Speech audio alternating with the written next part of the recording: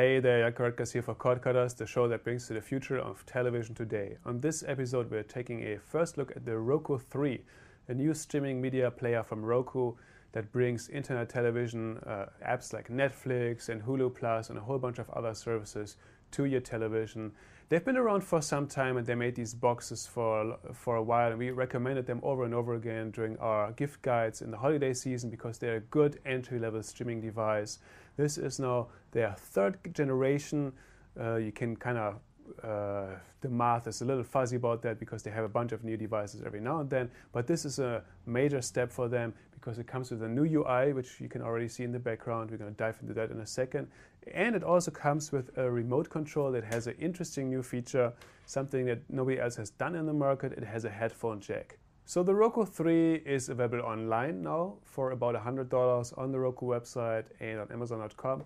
And it's also going to be available in stores starting in April. What can it do? How good is it? Let's take a look. So as I said, they did a lot of work on the user interface for this. They changed it completely. In the past, Roku was known for this long horizontal scroll bar, essentially, where you had to go left and right for channels. That worked when they had just a handful of channels. But now that they have, I think, about 750, it got a little bit unwieldy. It was a little hard to navigate. So instead, they replaced it with this kind of grid of apps. And what you see here is the apps that I have downloaded to my device, that I have subscribed to in a way. And you have Netflix here, Amazon, Hulu Plus, Pandora, a bunch of other things. And if you want to get more, if you want to have more content, different content on your device, you can go into the channel store. That also looks different now than on previous generations. It's sorted by categories here on the left, and then on the right you have the same grid, and you can go in and get information about any of those channels. So if you want to have the Amazon Cloud Player or Spotify, it tells you a little bit about it, and then you can easily subscribe to them just by adding them to your channel lineup. One other interesting new feature to this new Roku UI is the search functionality and the refined search functionality here. Basically can search content across a variety of their most popular apps, the most popular channels as it's called in Roku lingo. So you can search in the catalog from Netflix and Hulu Plus and Vudu for streaming episodes of your favorite content. Let's try this out here. If I go here and now type, for example, I want to watch an episode of Arrested Development. So I start typing. On-screen keywords are always a little painful, but it kind of works. You can see here they already teased the show. Then they go and show me the different seasons that are available across a variety of services. And if I then decide I want to watch something from season 3, then I can either go to Amazon, I can go to Vudu, Hulu Plus, or Netflix. And once I select it, I actually then once again fire up that app that gives me access to that content. One other unique feature pointing to is these headphones here that come with the Roku box and that you can plug into your remote control, which is really something I haven't seen on any of these kinds of devices yet. Basically, you can listen or you can watch a movie, and usually, of course, your speakers of your TV or your home theater system will blast it at you. But if you want to have like a more private listening experience, if you don't want to disturb other people in your house, you just plug this in, and what's going to happen then is that the sound automatically turns off on your TV, and instead it's going to be on your headphones. And there's a little volume rocker on the side here, so you can also adjust the volume. It's an interesting feature, but at the same time, I'm not sure how much I personally would use it. And I also feel like maybe this type of personal viewing experience is better served by just having an iPad and being able to curl up in bed or sit on the couch by yourself and then listen to something on your headphones and watch it. But maybe some people get use out of it. One thing I did notice with this hardware was that when I moved the remote control back and forth a little bit, occasionally there was a little bit of noise in the headphones.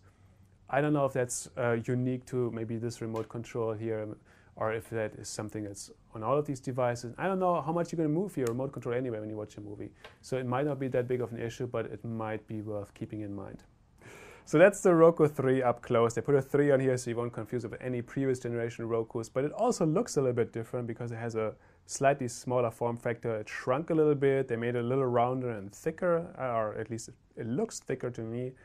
And if you now look around here a little bit, in the front, It's unremarkable, except for there's a status light here that tells you that the device is on. Then on the side here is one USB port, which you can use to connect external storage, like a flash drive if you want to play local content on your Roku. So this is the back. Here is power in, a small hole to reset the device if that ever should be necessary. Then Ethernet here, really important, especially for people who have trouble with Wi-Fi in their household. I always recommend just plug that thing in. It's going to work so much better, especially with HD streaming. And speaking of HD, this is all optimized for new HD TVs. So the only way to connect it to your television is an HDMI out port. You won't be able to connect it to a previous generation, like boob tube kind of thing anymore with an AV out or anything like that. As previous Rokus had that, this one doesn't have it anymore. But this HDMI port gets you 1080p video, so as you would expect from a good device like this, or from a device for this price point. And then there's something interesting here under the HDMI port. I don't know if you can see it. It's kind of hidden here.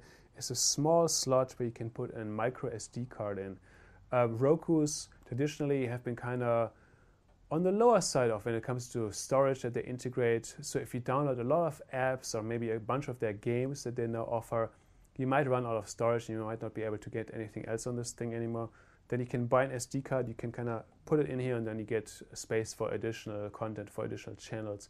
It's a little bit cumbersome, but I guess it works if you ever need more storage. So that's it, the Roku 3 in a nutshell. It's a $100 device with a new UI and a remote control with a headphone jack. One thing worth pointing out is that the UI will also come to second generation Roku devices in April sometime through a software update. But I think it's still an interesting device if you're looking for a streaming box, want to spend $100 or a little less. It has most major channels, still doesn't have YouTube, but other than that it has everything you want. They improved the experience a lot, I think, within the UI. And I personally cannot make up my mind about this headphone jack, but maybe you think it's the best thing since sliced bread. So make up your own mind and tell us what you think about it by sending your comments to codcutters@gigaom.com. Otherwise, I see you next time.